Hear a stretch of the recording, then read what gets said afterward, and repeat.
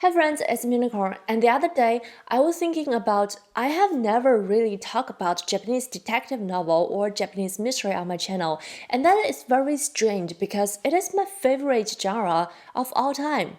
So today we're gonna fix that. I haven't figured out why, but I think Japanese detective novels have a different vibe compared to Western mysteries or Western crime novels. And I think the atmosphere is generally different, and also the structure of the story is organized in a very unique way. But I couldn't put that into word yet. However, that doesn't stop me from talking about them. So as a start, I want to introduce and recommend you my absolute favorite Japanese detective novel writer, and he is Edogawa Ranpo. He is most active between the 1920s to the 1960s, and he's called the father of Japanese mystery.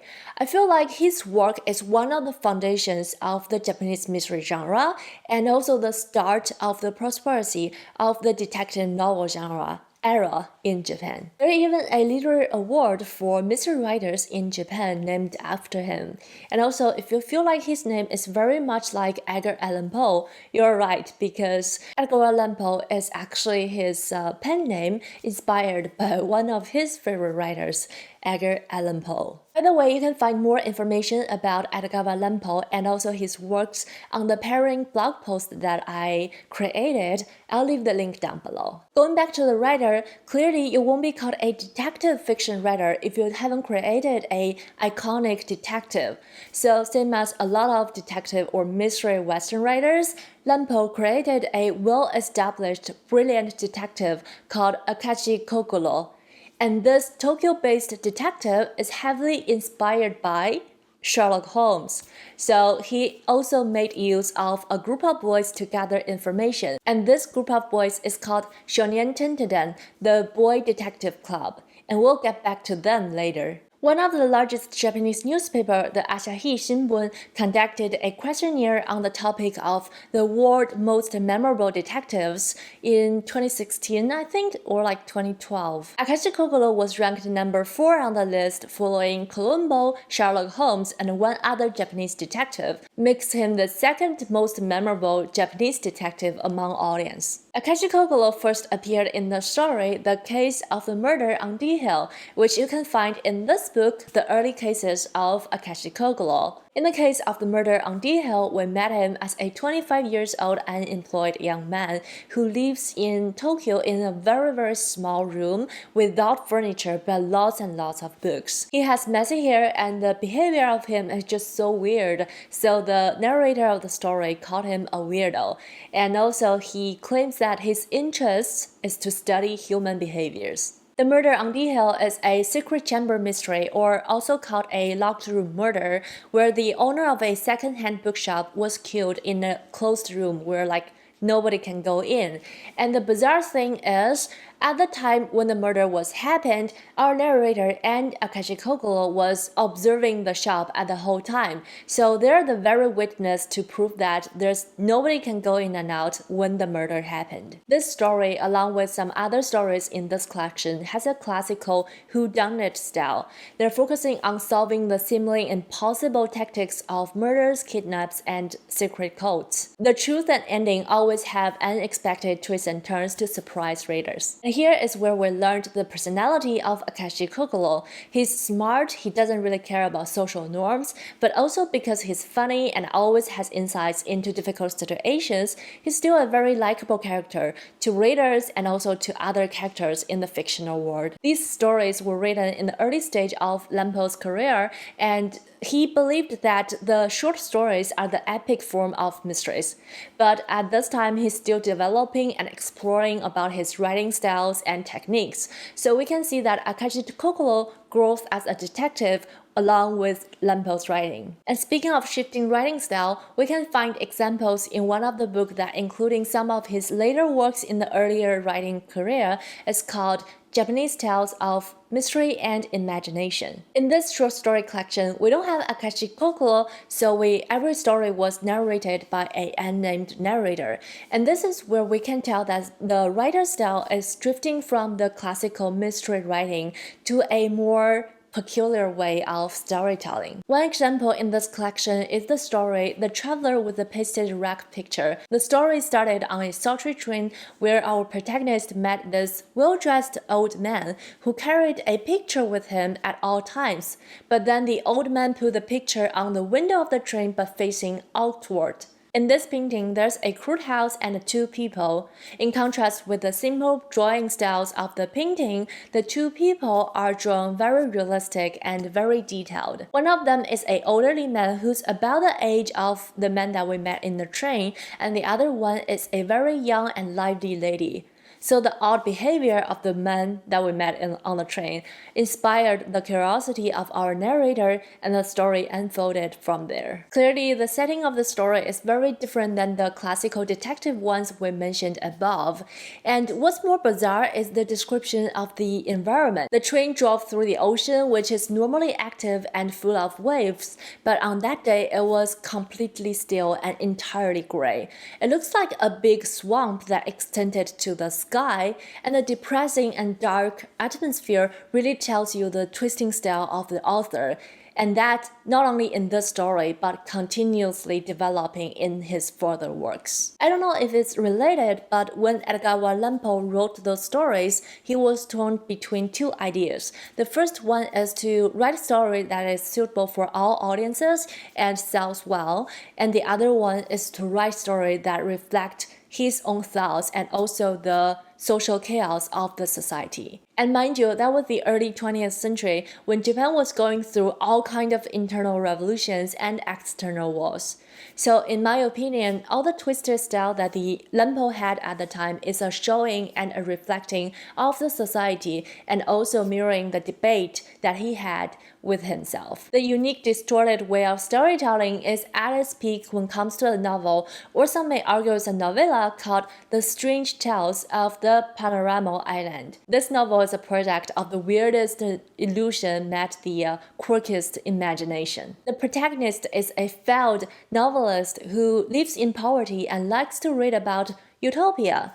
And one day he discovered that he may have the opportunity to transform one island into the utopia of his dreams and live in paradise forever. The story is without a doubt very strange, and I'll have to leave it to you to find out. But Edogawa Ranpo didn't forget that he came from writing detective novels, so in this eerie story, there's also crime cases where the author showed off his mystery writing techniques. This combination makes everything more mysterious and more chilling. When I was reading this book, I kept thinking about the paintings by Paul Gauguin, especially his later works on the Tahiti island. For example, this painting called Where Do We Come From? What Are We? Where Are We Going? I kept thinking about them together, maybe because they both sat on an island, or maybe because they all had this utopia theme with very suppressed feelings. Because in my opinion, there's no universal utopia. One person's utopia always comes with a little bit of craziness and also other people's suffering. And that is the common theme with those two pieces of artworks. And now you may be wondering where the detective we're talking about go, AKECHI KOGORO? As I mentioned before, he is growing along with the writer's writing style in countless of his other short stories that I don't have time to mention in this video.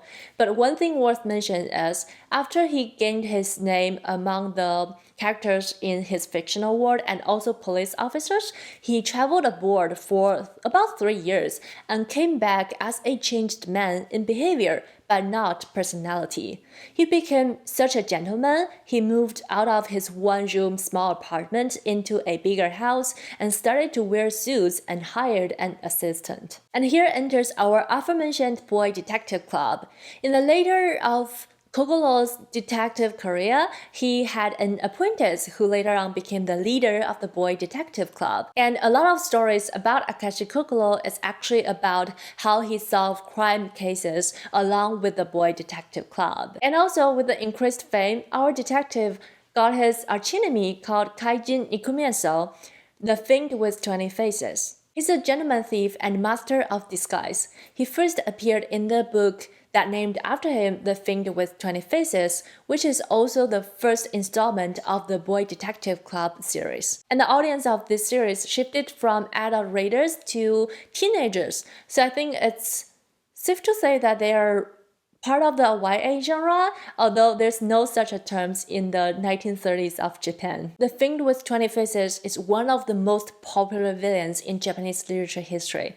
He has been referenced in many other works by different authors and different artists, and even inspired a real crime happened in Japan in 1984 and 1985. They kidnapped the president of one of the largest food companies in Japan and did various of other crimes in the following 17 months.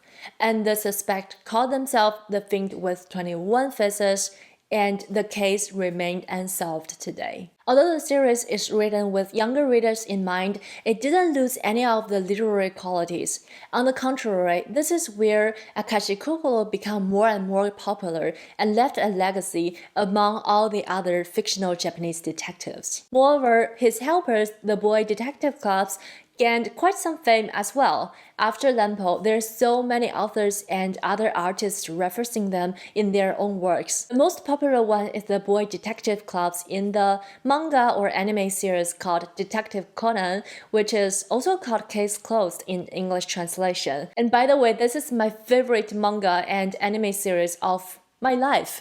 I grew up with it and I still love it. The main character's name is literally a combination of Edogawa Ranpo and Arthur Conan Doyle. And also I want to point out, initially the creation of the Boy Detective Club is of course Edogawa Ranpo paying tribute to the Baker Street Irregulars in the Sherlock Holmes series. Edogawa Ranpo is for sure influenced by the large amount of Western mystery novels that he consumes, but he himself has become a culture icon in Japan as well. Countless of his books have been adapted into movies, TV shows, and animes, and he himself sometimes appeared in those artworks as a character, sometimes with an altered name, sometimes just as Edogawa Ranpo. Furthermore, as I introduced in the beginning of the video, the most authoritative mystery writer award in Japan is named after him, the Edogawa Ranpo Award. He actually founded it, so that's why. And also, he's the first president of the organization, the Mystery Writers of Japan, which also has its own award called the Mystery Writer of Japan Award. A very straightforward name. I don't think he's been talked enough about on BookTube, if at all, and I don't know how much English readers that his books has reached, but it's for sure not wise of an audience as Japanese and Chinese readers. So today I just want to introduce and recommend him to you guys, and I recommend all of his books, especially the ones that I mentioned in this video. If you want to know more, don't forget to check out the pairing blog post that I created, and the link is down below, and I put a lot of works into the blog post as well. Thank you so much for watching. Say hi in the comment section down below. Let me know, have you read about Japanese detective novels? Do you like them, or are you interested in reading them? I hope you enjoyed this video. Thumbs up if you like it, and stay healthy, happy reading. I'll see you in my next bookish video. Bye!